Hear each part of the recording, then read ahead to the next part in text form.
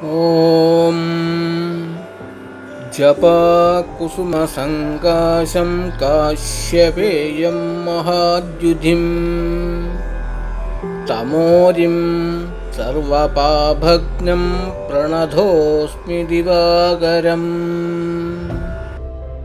ॐ जपाकुसुमसङ्काशं काश्यपेयं महाद्युधिं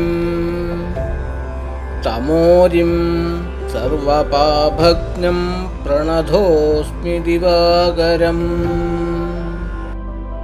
ॐ जपाकुसुमसङ्काशं काश्यपेयं महाद्युधिं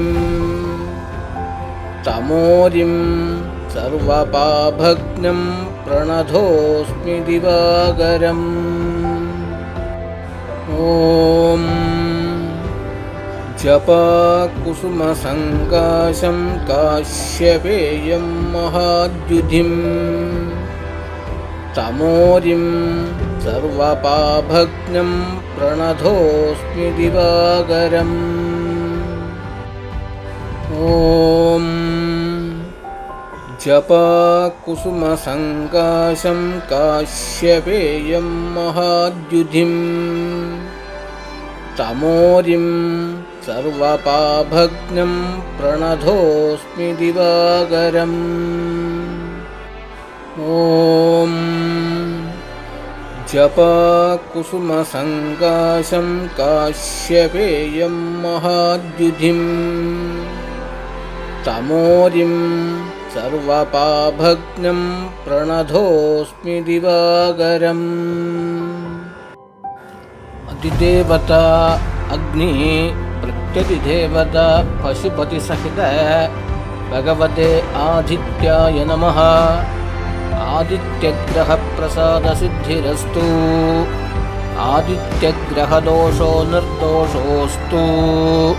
आदित्यग्रहप्रियदाम् आयुर्वर्धतां दीर्घमायुः। इति व्यासमुखोद्गीतं यः पठेत् सुसमाहितः दिवा वा यदि वा रात्रौ विघ्नशान्तिर्भविष्यति। नरनारीनृपाणां च भवेद्दुःस्वप्ननाशनम्। ऐश्वर्यमतुलं तेषामारोग्यं पुष्टिवर्धनम्। ग्रहनक्षत्रजाः पीठात् तस्कराग्निसमुद्भवाः ताः सर्वा प्रशमं यान्ति व्यासो ब्रूतेन संशयः।